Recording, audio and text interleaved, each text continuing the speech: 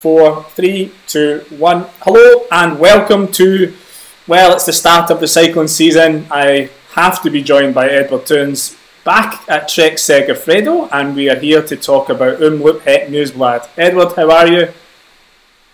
I'm fine, thanks. Fine, but the answer. What's it like being back at Trek? Yeah, it's good. How it is. It's nice to come back to a bunch of people that I know and that I get along with really well. So it's nice. Cool. Right. Okay. We will chat a little bit about last year. So last season they changed the route. Obviously they brought back the Muur and the Bosberg. How do you think that changed the race? Yeah, for me it was a complete different race. Actually, I like the course towards Ghent because, like, my home city, so it was always a bit of a special race for me. And yeah, with the change to Muur Bosberg was a bit, yeah, for me it took a bit away the feeling of Omloop het Nieuwsblad. But it was a nice final. It's a hard final. Only the run into it last year was a bit maybe too easy because there was it was a long road where everybody could recover a bit and make up for the run towards the Muur, and we also arrived there almost with a whole bunch. But yeah, it's I mean, the Muur is an icon in Flanders, so it's nice that it's in the final of this race. Now, my memory was the TV pictures didn't start until really late. I think Tim Wellens attacked quite a lot early on. Was that right? Yeah, Berendries, he went, I think. And there were some little things there, like between Berendries and Valkenberg. But then after that, we had headwind towards Gerardsbergen, and it killed the race a bit back then. Yeah, because you were in the move, weren't you, over Berendries? Yeah, I was there in the group, but in the end, it was not really a use to go there so far with headwind towards the Muur. So the organisers have decided that was a bit boring, that long kind of headwind section. We don't want a big bunch arriving at the Muur, so they've decided to change things a little. Obviously, you've done the recon. Can you talk me through the changes? Yeah, quite a lot changed actually. The final is totally different, and actually, like, the last 50-60k are really different. I think it's better the run in towards the Muur because we don't have that big long road where everybody could organize. Now it's a bit more. I think it will be a bit more chaos, or breakaway groups will have more chance to get out of the side of the bunch, and I think this will bring more real Flemish style of racing. For me, the big difference is I think they've shortened the gap between the Lieberg and the Muur, so it's only 18 kilometres now. So it's asking for people to attack. You know, we don't want this kind of big bunch coming together. As you've said, the roads are narrow as well. Looking at the wind, it doesn't look like it will be a headwind. It looks like it will be tailwind. With the wind being a bit of a tailwind, do you think that will encourage attacking before the Muur? Yeah, I think for sure the parcours is encouraging attacking, also because the Berendries is quite a hard hill, and instead of, 500 meters after the downhill of the Berendries, you have this next little hill that is a new one, and I think because the Berendries is already a hard climb and you don't have a lot of recovery after it, it can make the second climb even harder, and from then on there are some small roads and twisting, turning a bit, and I think it's a lot harder for teams to organize there, and if then the wind direction is helping for guys to go, then I think for sure it gives opportunities to go earlier in the race. Yeah, you mentioned the new climb, so that they have brought in this Elverenberg Vossenhall, which is quite long. It's over 1 kilometre. It is only 3.6%, but what you're saying is you're over Berendries, you're dipping down and then straight into this kind of long climb. So despite the fact it looks easy, you think it probably is going to be a bit harder? It's not a super hard climb, but to recover between the Berendries and this climb, it's really hard. And if we had a hard climb of the Berendries and then they go again hard on this second climb, I think it can really make like the start of the final. And from then on, I think if groups are going, they will never drop the tempo really until the top of the Bosberg. And what about the cobbles?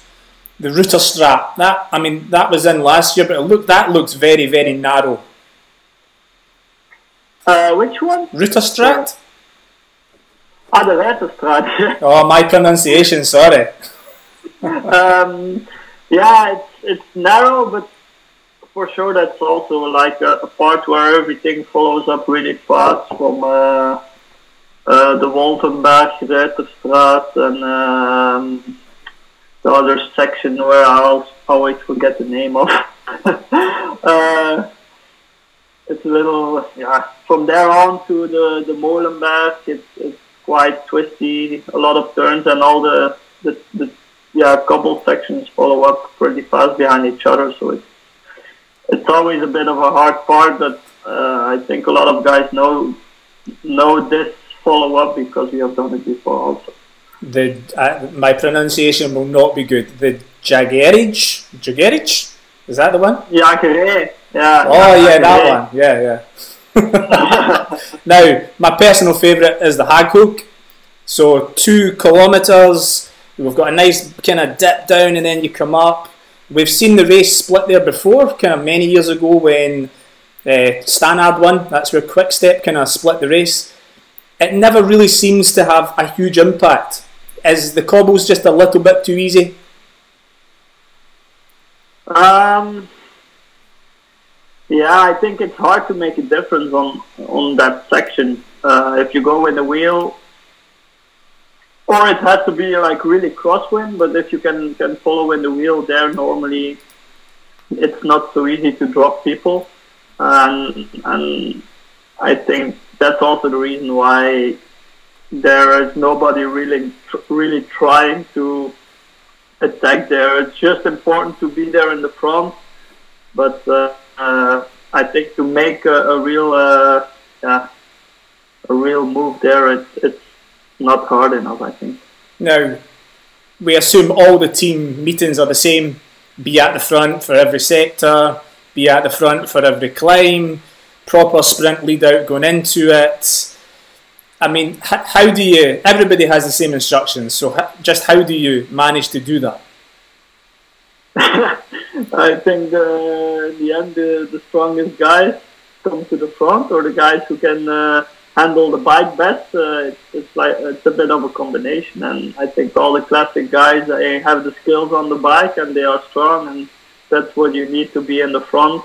Also the knowledge of the parkour, of course, but I think these days everybody is doing recons and everybody has ridden a lot on these Flemish hills and in the Flemish Ardennes. So I think quite a lot of, the biggest part of the bunch has the knowledge of the parkour, I think. So yeah, it's about using elbows and having some good guys who can take the win for you to keep you in the front. Now, since you've been back at Trek this season, it looks like they've kept the kind of classics group together. Yourself, Jasper Stuyven, Mads Pedersen, Alex Kirsch, you've raced together as a 4. Probably you've not got the results you would really have wanted so far yet this season. Does it give you like a good bit of confidence to know you ride together for a number of races? Yeah, for sure. It's not really in the races, but also outside of the race, it gives us the opportunity to be together as a group and to know each other better, which always makes a difference in the atmosphere in the team, and that's I think an important part of creating a good group in a race. So we know each other really well now, and I think we all know that we have the good team or really good riders on paper that can be, I mean, really good into the final of these races. So I think, yeah, I hope we can deliver some nice stuff. Now, as we arrive at this race, I can't remember the last time we've been at this point of the season where so many of the contenders have already won races or performed very well. So Stibar, Gilbert already won races, Van Maert's won races, Lutsenko, Trentin, Greg Van Avermaet. I mean, it looks just such a strong field. With so many strong riders, how does somebody make a difference? Like, what type of race are we going to get? Are we going to get a really attacking race because people don't want to go to a sprint with Trentin? What do you think is going to happen? I think, and I actually hope a bit, that we're going to have a hard race. I mean, first of all, it's a lot nicer to look at for the people. And second of all, it's just, for me, that's how a Flemish race should be. A lot of attacks and not a big bunch arriving to the finish. So I think we will see an attractive race, and I think we also will not see a really big group coming together to the finish. Now, a little question coming in on the chat. Classic geek question. What tyres are you running? What gears are you running? What is your tyre pressure? Inside information. Oh, Edward, come on, spill the beans. Yeah, no, I think everybody knows that the last years in the classics, all the teams are using wider tubulars. I think most of the teams now ride with standard 23 or 25 in the normal races, and I think for the classics we can choose options 25 or 28, and it's a bit also individual who wants bigger tires or someone smaller tires, and tire pressure is a lot of, it depends on the weight, it depends on your riding style, so you cannot say it's like a general rule. Now, if you had to put your money on it, when or where is the race going to split? You know, where do you think, obviously, be on the front from like 120k will be the instruction, but using your knowledge of the area, where do you think we'll see a kind of a selection made this year? I think it will be the combination of Berendries and Alverenberg, or how is it called? I think that combination is like the one where the race will really open. And your team, obviously I've mentioned already, yourself, Jasper Stuyven, Mads Pedersen, that looks very strong to me. What do you think? Yeah, yeah, I think so too. And obviously you've not had team meeting yet, and you wouldn't tell us anyway, but you know, how do you keep everybody happy? How will you race it? Yeah, I think we're all guys who like racing, and we're smart enough to race together, and I mean, to make each other stronger. That's the main purpose of it, and we come along really well.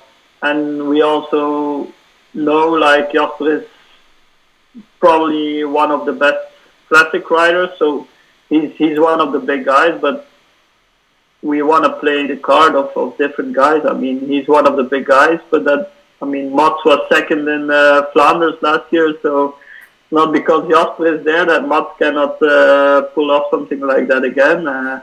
So I think it's a bit looking for opportunities, and then we see with who we can fill in the right move. And when you get to the near the end and you have to climb the Muir, just how hard is it? It's always hard. It's hanging for me. It's most of the time hanging on. Some other riders, maybe they think about attacking, but I hope maybe this year I can change from hanging on to thinking where to attack. And if you had to choose a rider who wasn't on your team, who was going to win the race, who would it be? I think Stibar.